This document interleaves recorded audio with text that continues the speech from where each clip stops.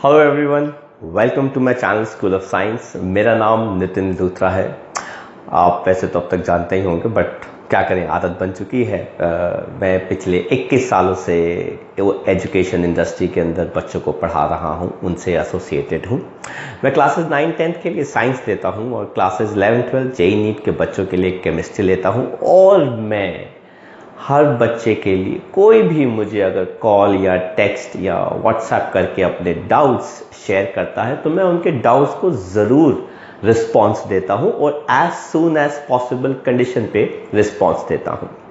तो आप भी चाहें, आपके मन में कोई भी तरीके का डाउट है किसी भी चीज़ से रिलेटेड, चाहे वो आपका एकेडमिक्स है, केमिस्ट्री है, चाहे वो आपका करियर काउंसलिंग है, चाहे वो आपका टाइम मैनेजमेंट का इशू है, चाहे वो आपकी एक्सपेक्टेशन मैनेजमेंट है जो पेरेंट्स के साथ एसोसिएटेड है, जो स्कूल टीचर्स के साथ एसोसिएटेड है, आपको दिक्कत आती है क्वेश्चन पेपर देख के, डर लगता है, आपको क्वेश्चन पेपर अटेम्प्ट करने में दिक्कत आती है, आप किसी भी चीज़ के बारे में associated to academics and your career, you are absolutely totally free to give me a call.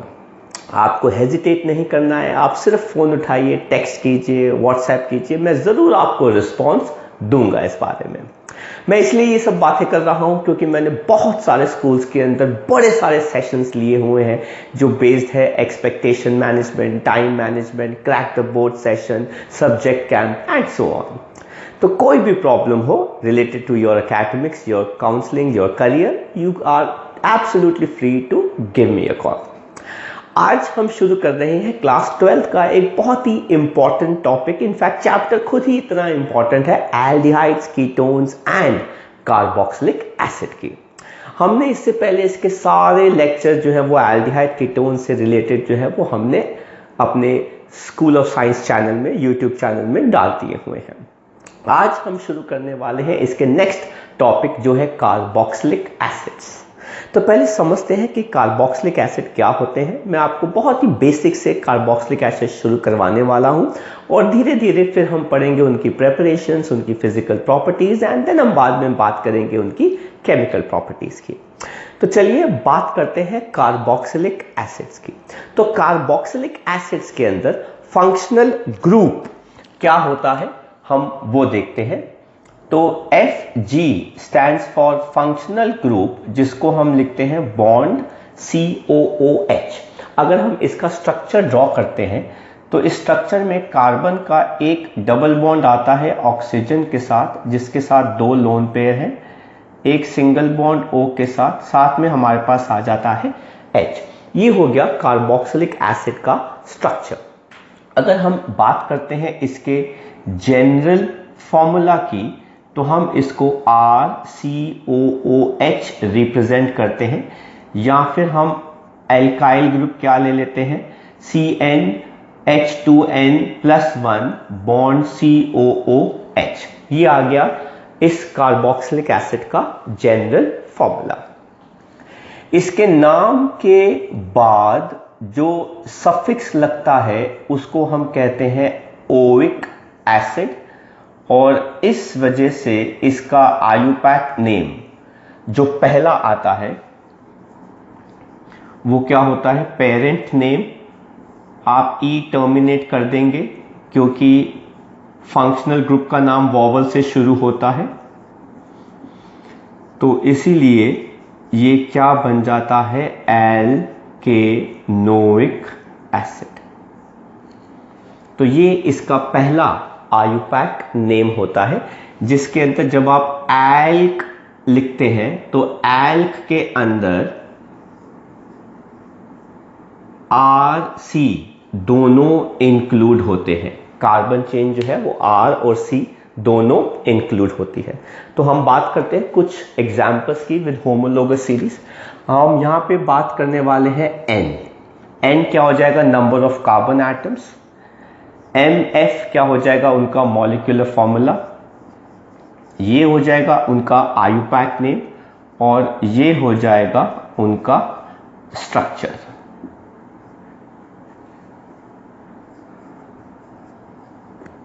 तो सिंस फंक्शनल ग्रुप में पहले से ही एक कार्बन एटम है तो हम n की वैल्यू क्या ले लेंगे, 0, नहीं तो हमारे पास कार्बन ज़्यादा आ जाएंगे।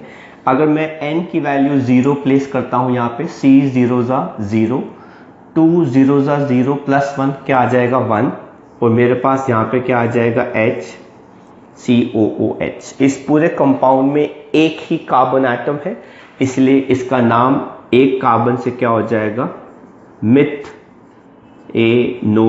एसिड। आप स्ट्रक्चर ड्रॉ करेंगे, एक कार्बन एटम है तो ये तो मैंडेटरीली आएगा ही आएगा, और बाकी कार्बन की बॉन्ड्स को सेटिस्फाई करने के लिए हमने एक H लगा दिया।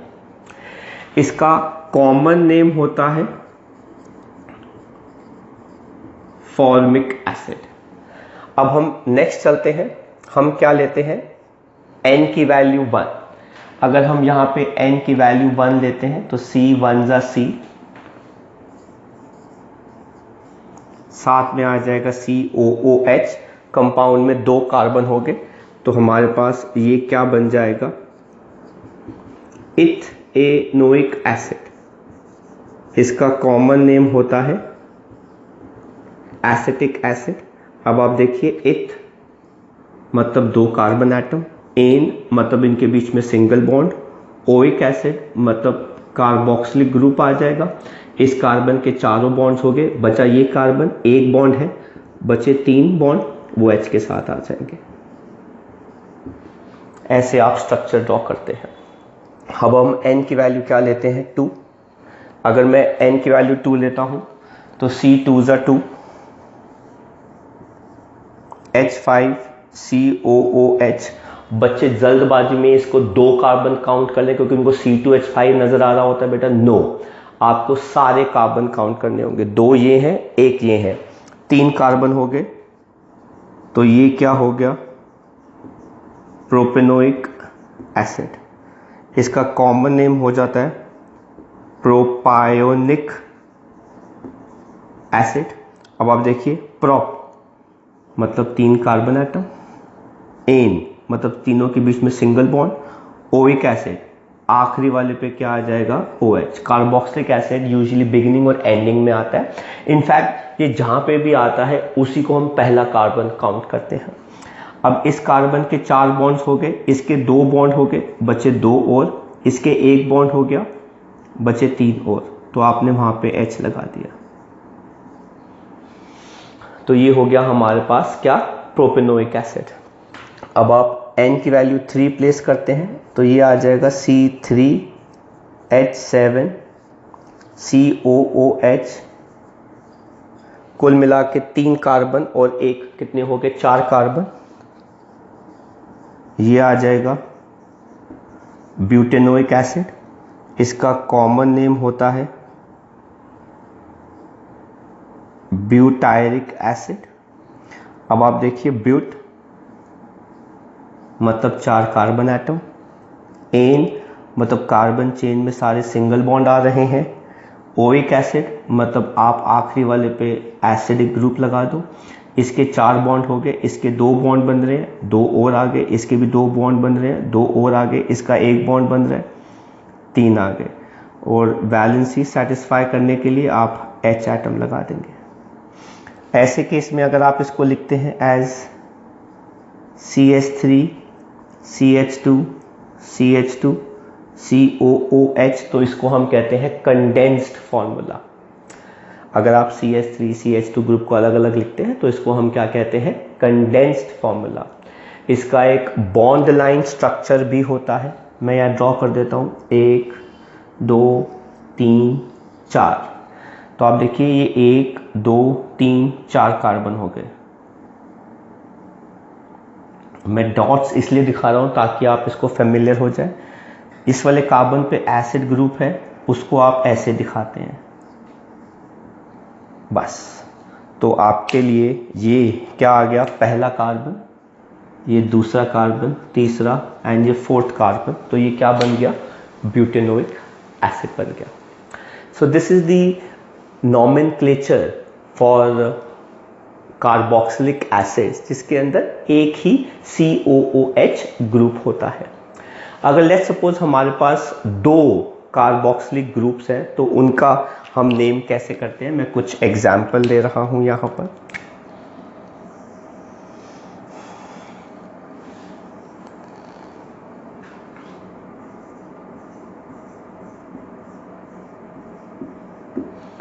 अब इसके अंदर कुल मिला के अगर आप देखेंगे तो आपको 2 कार्बन नजर आएंगे, ये रहा 1, ये रहा 2, तो ये क्या हो जाएगा, इथेन। अब सिंस 2 कार्बन एटम है और पहले और दूसरे पे एसिड ग्रुप आ रहा है, डाइओइक एसिड। तो इथ 2 कार्बन एटम, एन, इनके बीच में सिंगल बॉन्ड, ई टर्मिनेट नहीं होगा। सर क्यों नहीं होगा, क्योंकि फंक्शनल ग्रुप जो है उसका नाम तो वॉवल से शुरू होता है पर उसके पहले ही डी आ चुका है, तो इसलिए वो नहीं आएगा। ठीक है, देन हम एक और एग्जांपल लेते हैं, जैसे ये आ गया COOH बॉन्ड CH2 COOH। तो अगर आप इसके अंदर देखेंगे हमारे पास कुल मिला के 3 कार्बन एटम है, तो 3 कार्बन के साथ ये क्या हो गया, प्रोपेन, और सिंगल बॉन्ड आ गया एन, और एसिड ग्रुप किस किस कार्बन पे है, पहले और तीसरे पे, तो ये हो गया प्रोपेन 1,3 डाइओइक एसिड। तो this is how you can give the IUPAC name of dicarboxylic acids. ऐसे ही आप 3 के लिए दे सकते हैं, लेकिन 3 के साथ प्रॉब्लम क्या होती है कि तीनों कार्बोक्सिलिक ग्रुप्स को आप चेन में, एक ही चेन में इंक्लूड नहीं कर पाते। तो एक बहुत ही फेमस IUPAC नेम है जो मैं आपके लिए यूज कर रहा हूं यहां पर,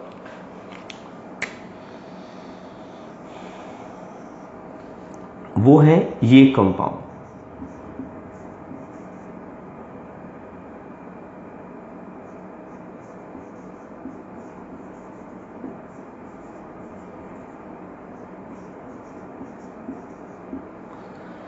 अब इसके अंदर अगर आप स्ट्रेट चेन देखें तो 5 कार्बन आइटम है, 1 2 3 4 5, और पहले दूसरे और पहले तीसरे, ये हो गया फर्स्ट, ये हो गया थर्ड, एंड ये हो गया फिफ्थ, इन पे कार्बोक्सिलिक एसिड ग्रुप आ रहा है। किसी भी वे से आपके लिए तीनों एसिड्स को चेन में इंक्लूड करना बहुत मुश्किल हो जाएगा। आप 5 कार्बन की चेन बना लेंगे, इस वाली चेन को, तो आप इन 2 को तो चेन में इंक्लूड कर रहे हैं, पर आप इसको चेन में इंक्लूड नहीं कर पाएंगे, तो वो गलत हो जाएगा। या तो आप तीनों को चेन से बाहर रखिए या फिर तीनों को चेन में इंक्लूड कीजिए। इस वजह से हमने कार्बोक्सिलिक एसिड का, जैसे मैंने बताया कि एक IUPAC नेम ये होता है, एक और IUPAC नेम इंट्रोड्यूस किया जिसको हम कहते हैं एल्केन कार्बोक्सिलिक एसिड। इसके अंदर एल्केन जो है वो हमारा R होता है और कार्बोक्सिलिक एसिड ग्रुप हमारा क्या होता है, CO, मतलब COH को हम अलग कर देते हैं, R को हम अलग लिखते हैं। इस वजह से हमने क्या किया, हमने यहाँ पर कार्बन चेन 3 की बना ली, 1 2 3। तो इसको हमने क्या लिखा, प्रोपेन, और प्रोपेन के पहले कार्बन पे, दूसरे कार्बन पे, तीसरे कार्बन पे क्या आ रहा है, ट्राई कार्बोक्सिलिक एसिड। कहीं आप इसको ये मत लिख दीजिएगा, प्रोपेन 1,2,3 ट्राइओइक एसिड। ये नाम गलत है। सर क्यों गलत है, क्योंकि इसके अंदर नंबर ऑफ कार्बन एटम्स ही कम है। सर वो कैसे, प्रोप का मतलब 3 कार्बन हो गया, बाकी और कोई भी चीज कार्बन को रिप्रेजेंट नहीं करती। लेकिन यहाँ पे देखिए प्रोप का मतलब हो गया 3 कार्बन एटम, और ट्राई कार्बोक्सिलिक का मतलब हो गया 3 कार्बन एटम। तो 3 और 3 कितने हो गए, 6 कार्बन एटम जो हमारे पास यहाँ पर आ रहे हैं। तो ये वाला जो IUPAC नेम है एल्केन कार्बोक्सिलिक एसिड, यूजुअली ये उनके लिए इस्तेमाल किया जाता है जहां पे हम COOH ग्रुप को चेन में इंक्लूड नहीं कर पाते। मैं आपको इसका एक और अच्छा सा एग्जाम्पल देता हूं।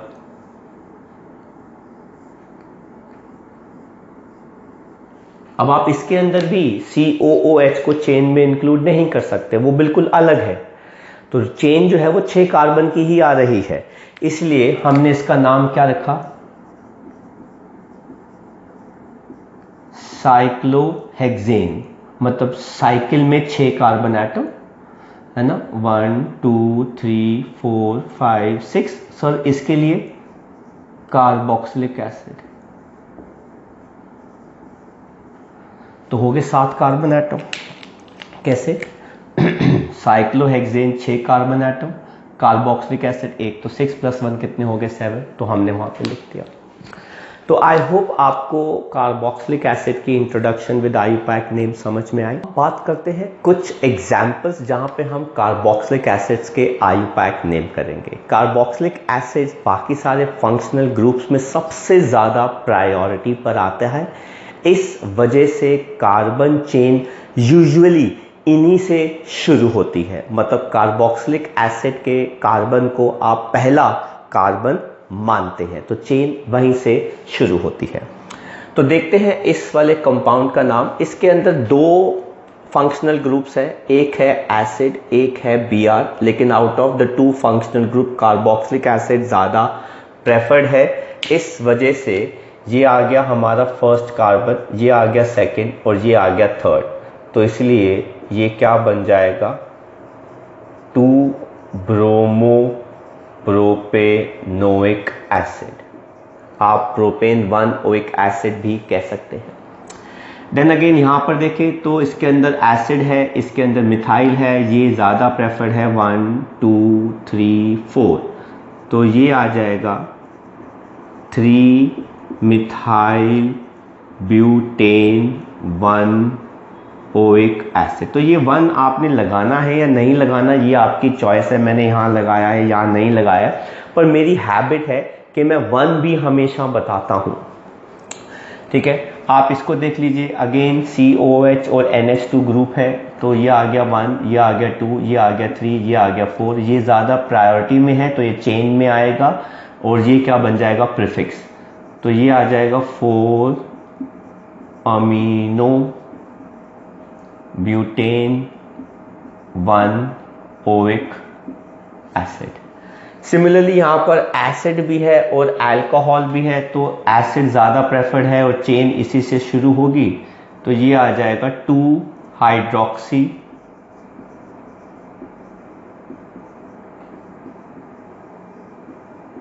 Propane 1 oic acid.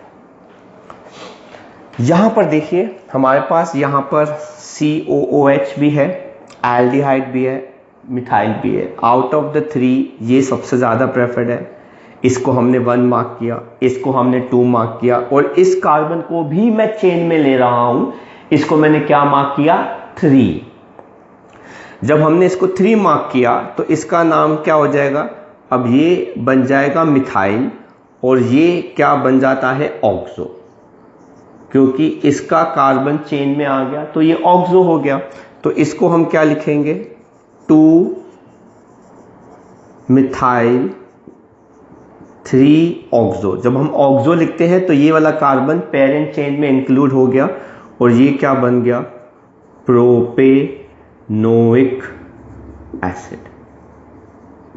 Very nice IUPAC name, ठीक है ना। तो CHO एल्डिहाइड ग्रुप है जिसका कार्बन चेन में आ रहा है, इसलिए हमने इसको क्या लिखा, 3 ऑक्सो। यहां पे देखते हैं, ये आ गया हमारे पास 1, ये आ गया 2, ये आ गया 3, तो ये क्या बन जाएगा, प्रोप। सेकंड कार्बन पे इन, E टर्मिनेट हो गया, 1 पे ओइक एसिड। इसको हम कहते हैं बेंजोइक एसिड, ये तो हम जानते ही हैं।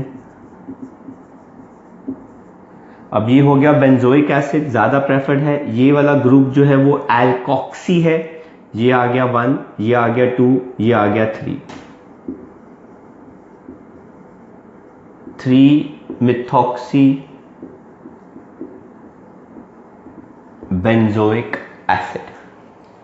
यहां पे देखते हैं अगेन बेंजोइक एसिड तो हमारा आ ही रहा है, तो ये आ गया first, second, third and fourth. तो फोर्थ पे हमारे पास मिथाइल ग्रुप आ रहा है, 4 मिथाइल बेंजोइक एसिड। आप इसको पैरा मिथाइल भी कह सकते हैं, और जहां पे ये 3 आया है आप इसको मेटा मिथॉक्सी बेंजोइक एसिड भी कह सकते हैं। यहां पे देखिए एसिड ग्रुप डायरेक्टली रिंग के साथ नहीं जुड़ा हुआ, इसलिए हमारी पेरेंट चेन ये बन जाएगी। ये आ गया हमारा फर्स्ट कार्बन, ये आ गया सेकंड, तो ये क्या बन जाएगा, रिंग हमारा सब्स्टिट्यूएंट बन गया, तो प्रीफिक्स आ गया 2 फिनाइल इथेनोइक एसिड। इसको देखिए यहां पर बेंजीन रिंग है और 2 एसिड है, इसका मतलब बेंजीन के 6 कार्बन एटम और 2 COOH अलग से 8 कार्बन एटम को हमने नाम में लिखना है। तो इसका नाम होता है बेंजीन 1,2 डाई कार्बोक्सिलिक एसिड।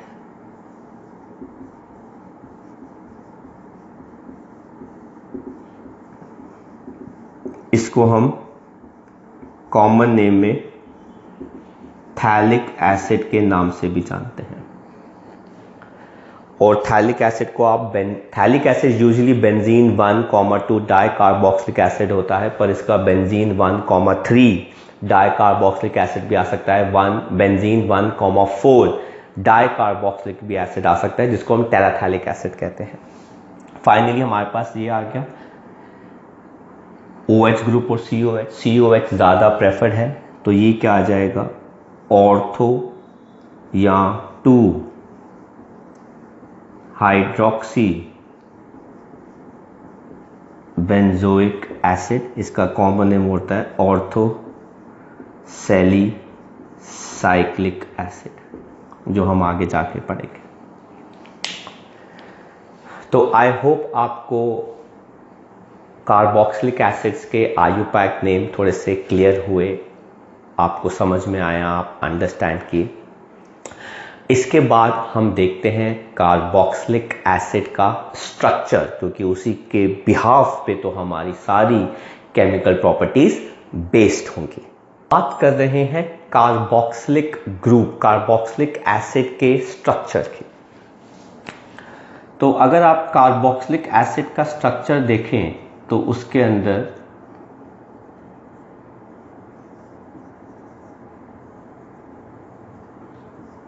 ये फर्स्ट स्ट्रक्चर आता है। अब इसके अंदर कार्बोनाइल ग्रुप भी ऑलरेडी है, जो एल्डिहाइड्स कीटोन्स के अंदर होता है, और कार्बोनाइल ग्रुप के अंदर ऑक्सीजन के पास 2 लोन पेयर हैं और उसकी इलेक्ट्रोनेगेटिविटी ज़्यादा होती है, जिसकी वजह से वो इन पाई इलेक्ट्रॉन्स को अपनी तरफ खींच लेता है, और इस वजह से इस ऑक्सीजन पे 3 लोन पेयर आ जाते हैं। C पे चार्ज क्या आ जाता है, पॉजिटिव, और ये आ गया आपका स्ट्रक्चर। बट कार्बन पर जब पॉजिटिव चार्ज आता है तो कार्बन इलेक्ट्रोफिलिक हो जाता है नेचर में। उसी समय कार्बन अपने साथ वाले ऑक्सीजन से इलेक्ट्रॉन डेंसिटी मांग लेता है, या वो उसको दे देता है, क्योंकि वो ग्रुप इलेक्ट्रॉन रिच होता है, और इस वजह से कार्बन पे पॉजिटिव चार्ज हट जाता है। तो इसका मतलब कार्बोक्सिलिक कार्बन, सर वो कौन होता है, इसको हम कहते हैं carboxylic carbon is less electrophilic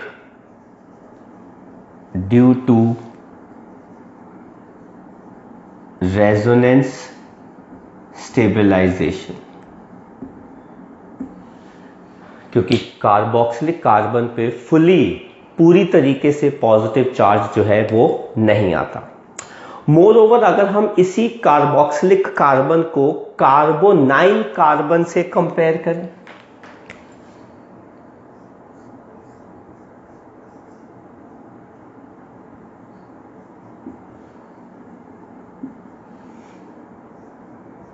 तो ये कार्बोनाइल कार्बन है, ये कार्बोनाइल ग्रुप है और इसके अंदर भी ऑक्सीजन है जिसकी इलेक्ट्रोनेगेटिविटी ज़्यादा है तो इलेक्ट्रॉन डेंसिटी शिफ्ट कर गई और O पे नेगेटिव चार्ज आ गया, C पे चार्ज क्या आ गया, पॉजिटिव। अब इसके अंदर कार्बोनाइल कार्बन, जो हमारा ये वाला कार्बन है इसे कहते हैं कार्बोनाइल। अब देखो इसमें X आता है, इसमें N आता है, तो यही डिफरेंस है। बच्चों को मिक्स हो जाता है कि भाई कौन कार्बोनाइल कार्बन है, कौन कार्बोक्सी कार्बन है। Carbonyl carbon is more electrophilic than carboxylic carbon. तो अगर हम कंपेयर करें दोनों को तो कार्बोक्सिलिक कार्बन जो है वो इलेक्ट्रोफिलिक कम होता है क्योंकि उसका जो फंक्शनल ग्रुप है वो अच्छी खासी रेजोनेंस में इन्वॉल्व है, जिसके ऊपर कार्बन पर इलेक्ट्रॉन डेंसिटी फुली कम नहीं होती, पर कार्बोनाइल कार्बन पे पॉजिटिव चार्ज रहता है, इसलिए इलेक्ट्रॉन डेंसिटी उस पर कम रहती है, इसलिए वो ज़्यादा इलेक्ट्रोफिलिक होता है नेचर के अंदर। एंड इस रीज़न की वजह से बहुत सारी केमिकल प्रॉपर्टीज़ हैं जिस पे फर्क पड़ता है। तो आई होप बच्चों आपको कॉन्सेप्ट समझ में आया कि कार्बोक्सिलिक एसिड्स ओवरऑल होते कैसे हैं, ठीक है, क्योंकि हम इसके बाद के लेक्चर्स में इसके आगे की चीज़ों को हम एक्सप्लेन करेंगे डिटेल के अंदर अच्छे तरीके से। तो आप इस लेक्चर को अच्छे से पढ़िएगा, सुनिएगा, समझिएगा। कोई भी डाउट होता है आप मुझे ज़रूर बताइए, मैं आपकी प्रॉब्लम को सॉल्व करूँगा। Don't hesitate, just give me a call, text और व्हाट्सएप, राइट। आप इस लेक्चर को गो थ्रू कीजिएगा अच्छे तरीके से, और अगर आपको अच्छा लगे तो उसको लाइक करना मत भूलिएगा। अपने फ्रेंड्स के साथ, अपने क्लासमेट्स के साथ भी ज़रूर शेयर कीजिएगा ताकि वो भी इस टॉपिक में एक अच्छी होल्ड कमांड जो है वो रख सके। और जिन बच्चों ने मेरे चैनल को सब्सक्राइब नहीं किया वो अभी भी सब्सक्राइब कर लीजिए, क्योंकि बहुत जल्दी मैं बड़े सारे लेक्चर्स को अपलोड करने वाला हूँ आपके लिए। इनफैक्ट बहुत सारे लेक्चर्स मैंने अपलोड कर भी दिए हैं। Till then, study hard and bye-bye from School of Science.